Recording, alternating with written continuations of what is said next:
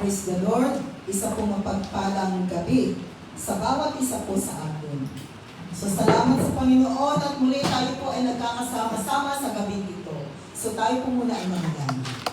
Panginoon, maraming salamat o Diyos sa gabing ito, O God. Salamat po sa kapangyarihan ng iyong banal na salita na aming nga pong mapapakinggan at pag-aaralan sa pagkakataon na ito. Natunay nga po, O God, na ang salita mo ay napakahalaga po sa aming buhay. Dahil ito po ang naggagabay, ito po ang nagtutuwid sa amin, ito ang salamin ng buhay namin, mapa ng buhay namin. Kaya, O God, sa pagkakataon na ito, dalangin po Diyos, patuloy na mangusap ka sa bawat puso. Banal na Espiritu, salamat din po sa inyong presensya, sa pangalan ni Jesus. Amen. Praise the Lord. So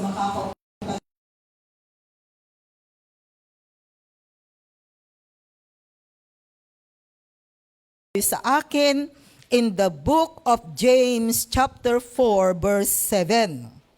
Okay. Sabi po sa James chapter 4 verse 7, submit yourselves then to God, resist the devil and he will flee from you. So our topic this evening, it is about resist the devil. So yan po yung pag-uusapan po natin. Kung paano ba natin malalabanan ang gawa ng dyablo, ang dyablo sa buhay natin.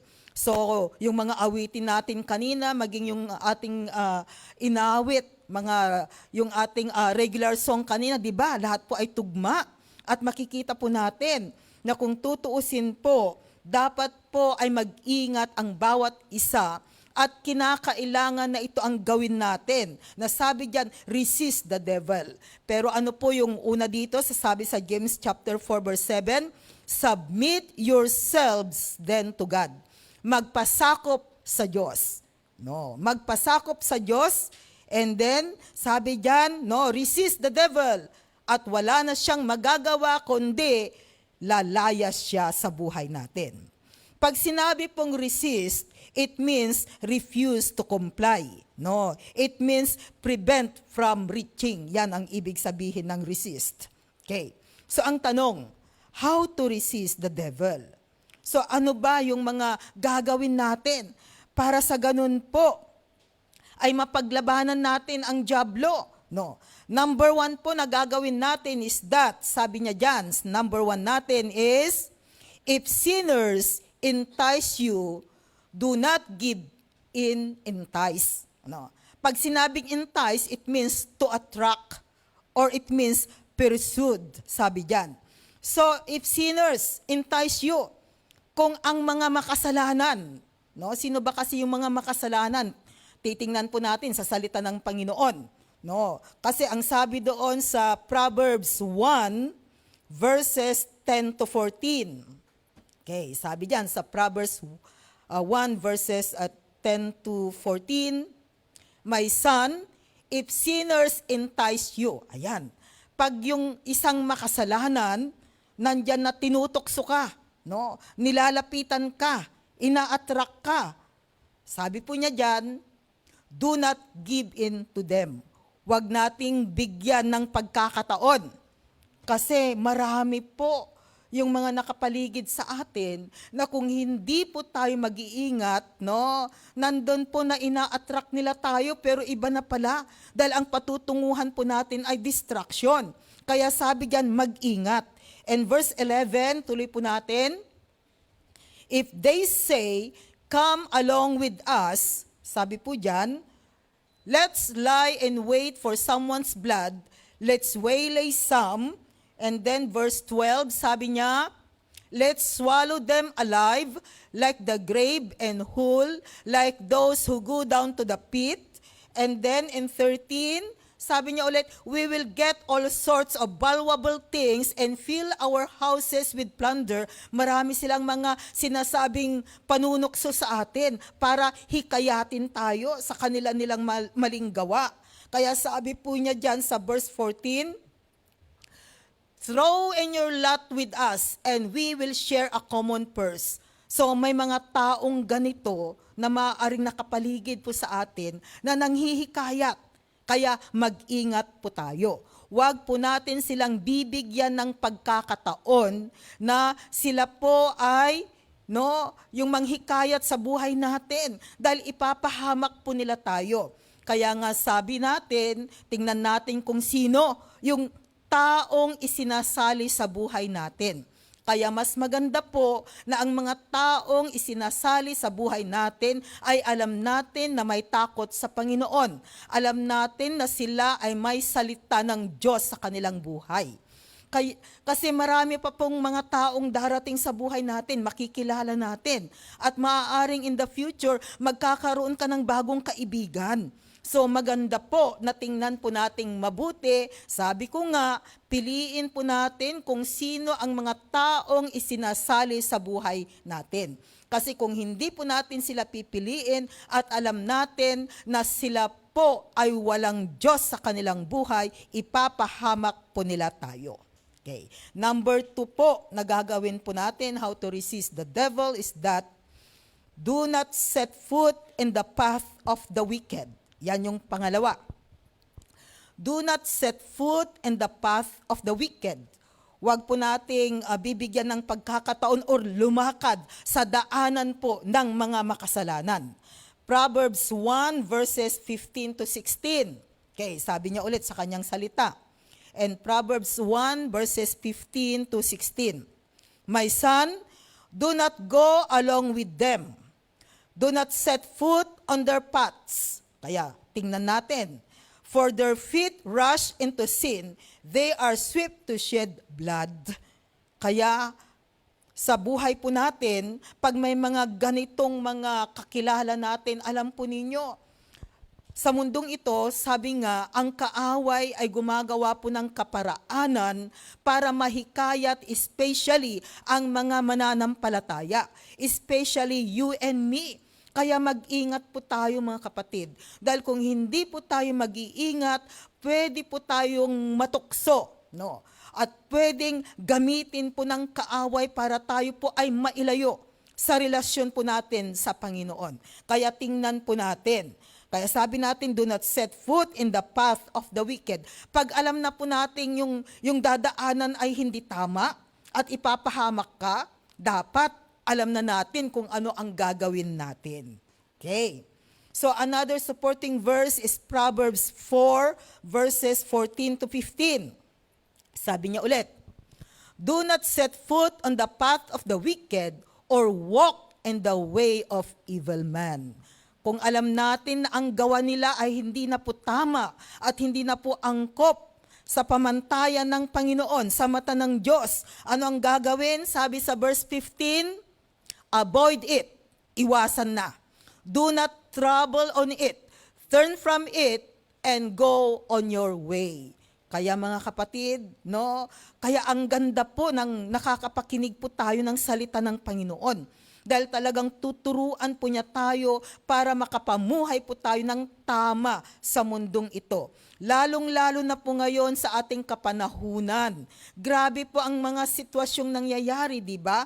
Talamak na po ang kasamaan na nangyayari sa mundong ito. So kung titingin po tayo sa mga makamundong nangyayari ngayon, mapapahamak po tayo. Kaya mag-ingat po ang bawat isa. Another po na gagawin natin is that, number 3, sabi diyan, do not offer parts of your body to sin. Alam po natin na ang katawan natin, it is the temple of the Holy Spirit. Kaya sabi diyan, do not offer parts of your body to sin.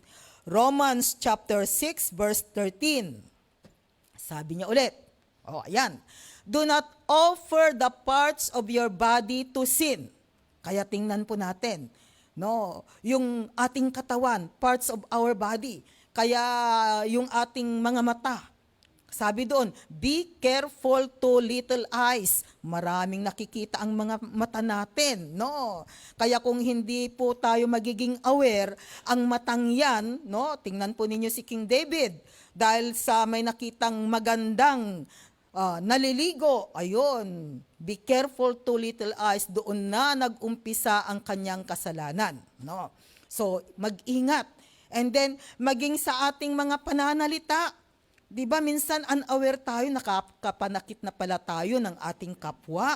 Kaya, ayan, ingat po tayo. Minsan pati rin po yung mga paa natin, kung saan-saan napupunta, napapadpad. Araw ng day off, imbis na diretso po sa tahanan ng Panginoon, kung saan-saan muna nag-i-stop over. Kaya pagdating sa church, nako, ayan, late na siya, no, nag-umpisa na ang service, kaya ingat po tayo mga kapatid. Kaya sabi diyan, do not offer the parts of your body to sin as instruments of wickedness, but rather offer, may karugtong ba yan? Yeah. Offer, I think so, meron. Offer yourselves, parang nakalahati, yung Romans 6 verse 13. Sabi yan, do not offer the parts of your body to sin as instrument of wickedness, but rather offer yourselves to God as those who have been brought from death to life, and offer the parts of your body to Him as instrument of righteousness. Okay? So, yan. No. Oh, ayan, sabi ko nakalahati yung naka-flash eh. Ayan yung buo. Na sabi diyan, but rather offer yourselves to God. No, sabi diyan na i-offer po natin yung ating sarili sa Panginoon. No.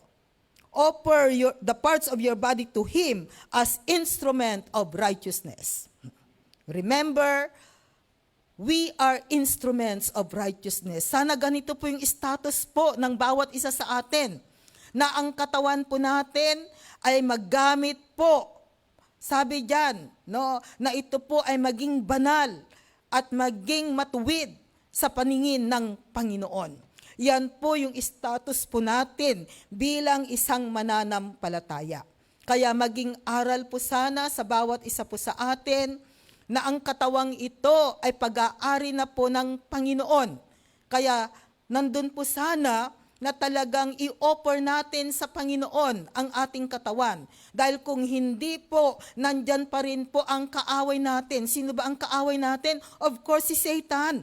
Siya yung kaaway natin na talagang hihilain po niya tayo. Kasi makikita niya, ay itong Kristiyanong ito, sinasabi niyang Kristiyano siya, pero hindi naman pala siya totally, no, submitted to God, no? Kasi pag MWF, Kristiyano siya, pag TTS, nawawala ang kanyang pagka-Kristiyano. Oh, nagiging 50-50% pala. Pag nasa loob ng church, talagang very active, Kristiyanong-Kristiyano. Pero pag wala na sa loob ng church, nako, meron nang nag-iiba. Kaya dapat hindi po ganoon ang isang mananampalataya. Okay, number 4. Number 4, how to resist the devil is that, in your anger, do not sin. O, sino dito ang mga high blood?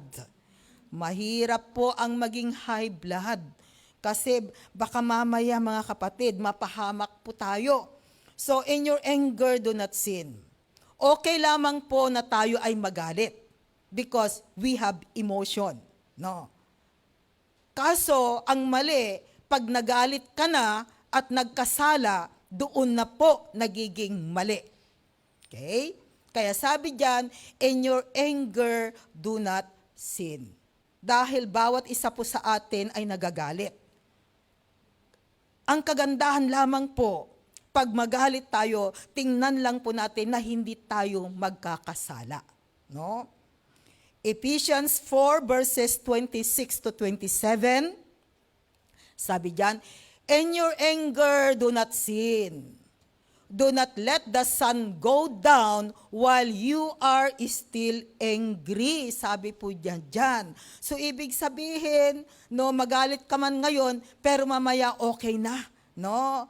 Nandun na, nawawala na yung galit mo, at napapatawad mo na kung sino yung taong kagalit mo. Yun po yung ibig sabihin. Kasi sabi ko, normal lang po na tayo ay magalit because we have emotion. Pero abnormal na po pag yung galit natin ay talagang diyan na nag-uumpisa, na talagang galit ka na sa isang tao, ayan, magkakaroon na ng root of bitterness, magkakaroon na ng unforgiveness, ay doon na po nagiging mali, mga kapatid. Kaya wag po nating bibigyan ng pagkakataon. Kaya sabi diyan, do not let the sun go down while you are still angry. Verse 27, sabi ulit doon, and do not give the devil a foothold. Ayan, wag daw po nating bibigyan ng butas ang kaaway. Ano po ba yung foothold ni Satan sa buhay ng isang Kristiyano? Kapatid, ang kasalanan po, sin is the foothold of Satan in the life of a believer. Kaya ingat po tayo. Ang kasalanan po, yan po yung nagiging butas ng demonyo sa buhay natin. Kaya napakahalaga po na tayo po ay patuloy na nagpapalinis sa Panginoon, that we have that repentant heart, na kung alam natin na tayo ay nagkasala, nandun po na humihingi tayo ng kapatawaran sa Panginoon. Huwag po nating bibigyan ng pagkakataon po ang dyablo. Dahil kung meron po siyang makitang kasalanan sa buhay natin, yan ang kanyang butas para pasukin ang buhay natin, para sirain ang buhay natin. Kaya even in the Word of God, no, sinasabihan po tayo, do not give the devil a foothold. So wag po nating bibigyan siya ng pagkakataon, mga kapatid. And then, sabi ulit dyan sa another supporting verse is Proverbs 14 verse 17. Okay, sabi niya ulit, a quick-tempered man does foolish things. Oo nga naman, yung madaling magalit, no? Kung ano-ano minsan yung nagagawa dahil sa galit. Kaya mahirap po yung biglang nagagalit ka. Kasi mamaya pag bigla kang nagalit, no, nakapagsalita ka ng hindi tama, and then pag medyo humupa na yung galit mo, no, sinasabi mo, bakit ko nasabi yon, bakit ko nagawa yon. Kaya tama, a quick-tempered man does foolish things, and a crafty man is hated. Crafty man, ito yung mapagtukso din, right? No? Na tao. Yun bang scammer? Sabi na nating scammer, crafty man, no? Kaya mahirap pong mag-scam, mga kapatid. Proverbs 22 verses 24 to 25. Sabi niya ulit, do not make friends with a hot-tempered man. May kaibigan ba kayong hot-tempered? O sabi sa salita ng Panginoon, do not make friends with a hot-tempered man. Do not associate with one easily angered. Kasi tingnan mo kung yung palagi mong kasama ay mapag-high blood. Konting bagay lamang na-high blood. Mamaya, nagagaya mo na siya. No, transferring of spirits, kaya ingat po tayo, mga kapatid. Do not associate with one easily angered. Verse 25, sabi niya ulit, or you may learn his ways and get yourself ensnared. Oh, yan. Matutunan mo yung kanyang mga gawa.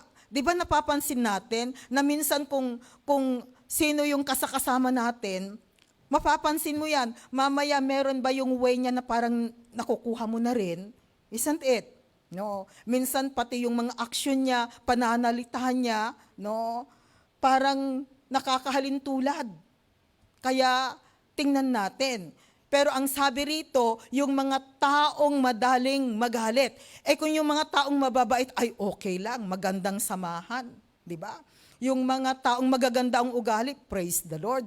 Dahil pag nahawa po tayo, di magiging mabuti tayo, magiging maganda yung ugali natin. Ang sinasabi po rito, tingnan po natin yung mga taong palagi nating kasama. No, dahil ang sabi niya diyan, baka mamaya ganyan na rin tayo. Kaya sabi sa mundo, tell me who is your friend and I will tell you who you are. No.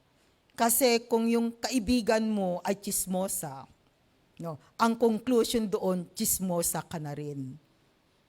Kung yun ang friend mo, kaya yan. Okay. So another po, number 5 natin, how to resist the devil. Number 5 is that be on your guard. Yan. Maging gwardyado. Yan. Maging gwardyado po sana ang bawat isa sa atin, mga kapatid. 2 Peter chapter 3 verses 17 to 18. Sabi niya ulit, therefore, dear friends, since you already know this, be on your guard so that you may not be, verse 18, ay, kulang pa yan. Kulang pa yung verse 17.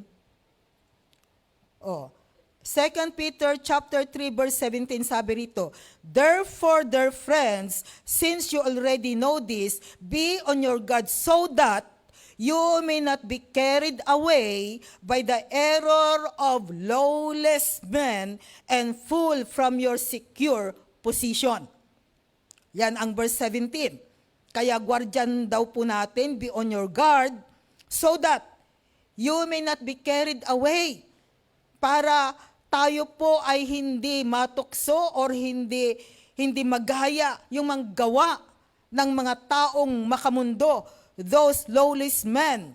No, baka tayo po ay mahulog sa ating pananampalataya sa Panginoon. Kaya sabi doon sa verse 18, but grow in the grace and knowledge, I am now reading in verse 18, but grow in the grace and knowledge of our Lord and Savior, Jesus Christ. To Him be glory both now and forever. Amen. No. Kundi ang gawin natin, tayo ay lumago. Grow in the grace. Ano ba yung grace? Unmerited favor that comes from the Lord. That is the meaning of grace. And knowledge of our Lord and Savior, Jesus Christ. Lumago po tayo sa ating kaalaman sa ating Panginoong Jesus. Kaya yun po dapat yung gagawin po ng bawat isa sa atin upang sa ganoon ay ma-resist po natin, mapagtagumpayanan natin, mapaglabanan natin ang gawa ng dyablo sa ating buhay. At ang pang-anim po natin, the last one, sabi diyan, put on the full armor of God. Memorize na po ba natin ang full armor of God? Kasi sabi diyan, put on the full armor of God. So dapat po every time, every day, sa buhay po natin, suot-suot po natin the full armor of God. Para hindi po tayo maging talunan sa mundong ito, mga kapatid. Dapat alam po natin kung ano po ba yung isusuot natin every day. Pagkagising sa umaga, ano yung dapat nating isuot? Bilang sundalo ni Kristo, dapat po complete uniform po tayo. Kompleto po yung ating mga isusuot. Para po mapaglabanan natin ang gawa ng kaaway. Ephesians chapter 6 and verse 10 sabi diyan, okay, finally be strong in the Lord and in His mighty power. Verse 11 hanggang 18 ang basahin natin. Put on the full armor of God so that you can take your stand against the devil's schemes. Oh, kaya kinakailangang isuot daw po natin. Sabi yan, put on the full armor of God. Kaya dapat alam natin kung ano ba yung full armor of God na dapat suot-suot natin, mga kapatid. So that you can take your stand against the devil's schemes para mapagtagumpayanan po natin ang gawa, ang taktika ng dyablo sa buhay natin. Yan po ang sabi sa kanyang salita. Verse 12, For our struggle is not against flesh and blood. Kaya hindi tao ang kaaway natin sa mundong ito, but against the rulers, against the authorities, against the powers of this dark world, and against the spiritual forces of evil in the heavenly realms. Ito po yung tunay na kaaway natin, mga espiritu, mga kapatid. Remember, ang dating good spirit ay naging evil spirit, no? Dahil po, nung nagrebelde si Lucifer, dala-dala niya ang 1/3 of angels, at sila ngayon ang naging evil spirits. So sila po ay nandito sa mundo. They are spirits, kaya hindi po natin nakikita. No? Maaaring kahit na dito sa church, no, hindi natin pwedeng sabihin na walang demonyo. Maaaring nandyan ang demonyo nasa tabi mo. Kasi hindi natin nakikita. Pero wag tayong matakot. Kaya sabi nga dito, pinag-aaralan natin That's why we can resist them. Na hindi nila tayo kayang talunin. Na mapapagtagumpayanan po natin ang gawa nila sa buhay natin. No? Kaya sabi nga niya dyan, and verse 13, therefore, put on the full armor of God, so that when the day of evil comes, pag dumating po yung evil comes, no? The day of evil, ito po yung time na dumarating po yung bagyo sa buhay natin, dumarating yung mga testing sa buhay natin, dumarating yung time na tayo ay nadidismaya, nadidiscourage. They are called day of evil comes, mga kapatid. Pag dumating sila, sabi po niya dyan, you may be able to stand your ground. Makakatayo ka. And after you have done everything to stand, verse 14, tingnan po natin kung ano po ba yung mga isusuot natin. Dapat, as a believer, as a soldier of the living God, memorize na po natin itong full armor of God, mga kapatid. Dapat sigurado po tayo na isinusuot natin ito sa pang-araw-araw po nating buhay. Sabi diyan, stand firm then with the belt of truth. So number 1 na isusuot natin is the belt of truth. Ang sintron natin, sabi diyan, katotohanan. No, buckled around your waist. So ang sundalo ay may belt. No, naglalagay siya ng belt, doon niya ilalagay yung kanyang mga baril, mga sandata, at hindi lang 'yon. Kung maluwang yung pantalon niya, hindi siya mahuhulog dahil merong belt. At sabi diyan, ang belt natin, the belt of truth, katotohanan.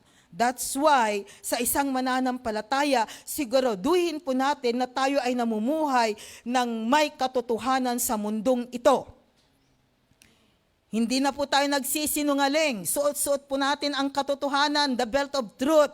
Bawal na po sa atin ang magsinungaling, mga kapatid. And then sabi diyan, with the breastplate of righteousness and place. Saan ba inilalagay ang breastplate of righteousness sa harapan? No. Dahil makikita po natin the breastplate of righteousness, no, dapat po magkaroon po tayo ng maayos na puso. Malinis na puso, mga kapatid. Kaya siguraduhin po natin anong klaseng puso meron po ba tayo. Kinakailangan na isang pusong malinis, isang pusong dalisay, isang pusong kalugod-lugod sa Panginoon. No? Panatilihin po natin ang isang pusong kalugod-lugod sa Kanya. Remember, ang puso natin dyan po nakatira ang banal na espiritu, mga kapatid. Kaya kinakailangang maging malinis. Dahil kung marumi po ang puso natin, of course, mawawala po ang banal na espiritu. Kaya we need to have a clean heart. Ayusin ang puso. Isang pusong kalugod-lugod sa Panginoon. And then after that, ano po pa po yung isusuot natin? Aside from sabi natin kanina is the belt of truth, breastplate of righteousness, and then, verse 15, and with your feet fitted with the readiness that comes from the gospel of peace. Gospel of peace, kapayapaan. Na kahit may mga problemang dumarating sa buhay po natin, nararamdaman pa rin po natin ang kapayapaan. At ang kapayapaan na yan ay nagpapatunay na may Kristo na nagahari sa buhay natin. So dapat payapa pa rin po yung kaisipan natin kahit na may mga problema, may mga kabigatan, but still, payapa pa rin yung kaisipan natin. At hindi lamang po yan. In verse 16, sabi niya, in addition to all this, take up the shield of faith. Ang ating pananggalang ay ang ating pananampalataya. Bakit po tinawag na shield of faith ang pananampalataya natin? Ito yung pananggalang natin. Kasi sabi diyan, with which you can extinguish all the flaming arrows of the evil one. Dahil ang kaaway po natin, nandyan po na gusto kang panain. Nang dahil po sa merong kang shield of faith, ang faith mo, yan yung pananggalang mo para hindi ka panain ng kaaway. Kaya yung faith po natin, mahalaga po, without faith, it is impossible to please God. Kaya yung ating pong pananalig, pananampalataya sa Panginoon, dapat po yan yung ating pananggalang sa target ng kaaway, sa pana ng kaaway sa buhay natin. And then, verse 17, sabi niya ulit, take the helmet of salvation. Saan po inilalagay ang helmet? Sa ulo. Okay, helmet of salvation. Ayan. So, nandun po, yun pong ating kaligtasan, the helmet of salvation, yung ating kaisipan. We need to have that clear mind, mga kapatid. Kaisipan na galing po sa Panginoon. And then, the sword of the Spirit. Ang sword of the Spirit, it is the Word of God. Ang salita ng Panginoon. Dahil ang salita ng Diyos, ito po ay katulad ng isang matalim, no, na sandata, magkabilang espada, sabi doon, na talagang tumutusok po. So, ang kapangyarihan ng salita ng Panginoon. Kaya nga minsan sa ating pakikinig sa salita ng Panginoon, para niyang tinutusok yung ating puso, yung ating kalamlam, right? Kalamnan. Mali tuloy yung Tagalog ko, kalamnan. Okay? Ayan, na talagang makikita natin yung kapangyarihan na nangungusap, nagrerema ang salita ng Panginoon. Dahil naniniwala po ako, kung hindi po natin nakita ang kapangyarihan ng salita ng Panginoon, wala po tayo sa presensya ng Panginoon. But because nakita natin, naramdaman natin, naranasan natin sa buhay natin na kumikilos ang kapangyarihan ng salita ng Diyos. Kaya tayo po ay nananatili sa presensya ng Panginoon. So, yung salita ng Panginoon, dapat ang salita niya, kaya sabi doon, if we're going to hide in our heart the Word of God, hindi tayo magkakasala sa Kanya. So, hindi lamang po tayo tagapakinig ng salita ng Diyos, kundi nailalagak po ito sa ating puso't kaisipan. And of course, isinasagawa natin ang salita ng Diyos. So, the Word of God, and the last one ay prayer. So, dapat suot-suot po natin, isamat natin. Ano yung mga dapat nating isuot? Belt of truth, maging makakatotohanan. Breastplate of righteousness, ayusin natin ng ating puso. Gospel of peace, hayaan natin na ang kapayapaan ay patuloy na maghari sa buhay natin. Shield of faith, ang pananggalang natin ay ang ating pananampalataya. The helmet of salvation, kaya yung ating mind, mga kapatid, no, ay kinakailangang bantayan po natin. And of course, the sword of the Spirit, we need the Word of God and we need to pray. So dapat suot-suot natin yan para tayo po ay hindi maging talunan sa mundong ito. Kung tutuusin po, ibinigay na po ng Panginoon ang mga gagamitin natin upang sa ganon ay mapagtagumpayanan po natin ang gawa ng dyablo. Kaya mga kapatid, ang salita ng Diyos po ang gabay natin, ang salita ng Panginoon ang tutulong po sa atin para mapagtagumpayanan ang gawa ng kaaway sa buhay. So in our conclusion, balik ulit tayo doon sa ating text kanina na in James chapter 4 verse 7 na sabi doon, submit yourselves then to God. Magpasakop po tayo sa Panginoon, resist the devil, iwasan po ang gawa ng kaaway, paglabanan ang gawa ng kaaway, at ang mangyayari, he will flee from you. O, tingnan po ninyo, lalayas siya. No? Lalayasan niya tayo. Sabi niya, ay, hindi ko kaya tong Kristiyanong ito. No? Matatag siya. Dahil talagang pagmamay-ari siya ng Diyos. Hindi ko siya kayang talunin. Kaya salamat sa Panginoon dahil hindi po tayo pinababayaan ng Panginoon. Dahil ang nais po ng Panginoon, sa bawat isa po sa atin, tayo po ay makapamuhay ng may katagumpayanan sa mundong ito. Kahit na anuman po yung sitwasyon, anuman ang nangyayari sa buhay natin, mga kapatid, we need to become an overcomer. So, dyan po nagtatapos yung pong ating mensahe sa gabing ito. Samahan po ninyo ako sa panalangin. Tunay nga po, O God, dakila ka at makapangyarihan na patuloy na kumikilos sa buhay po namin maging sa aming kalagitnaan. Salamat, Panginoon, dahil sa reminders mo, Panginoon, sa gabing ito, na tunay nga po, kayang-kaya po naming mapaglabanan ang gawa ng dyablo sa aming mga buhay. Salamat sa mga salita mo na aming napakinggan, na kung ito po ay aming susundin, Panginoon, kami po ay magiging tagumpay sa mundong ito. Dahil ang nais mo, O God, makapamuhay po kami, Panginoon, na mapapaglabanan po namin, O God, ang gawa ng kaaway sa aming mga buhay, na hindi po kami magiging talunan sa mundong ito. Kaya salamat, Panginoon, dahil patuloy na tinuturuan mo po kami, patuloy na ginagabayan mo po kami, O God, upang sa ganon, O Diyos, makapamuhay po kami sa mundong ito ng naaayon sa iyong pamantayan. Kaya salamat, Panginoon, sa ginagawa mo sa buhay ng iyong mga anak at maging sa mga gagawin mo pa po, O Diyos. Salamat, Lord, at ibinabalik ko sa mataas na papuri sa pangalan ni Jesus. Amen. Balik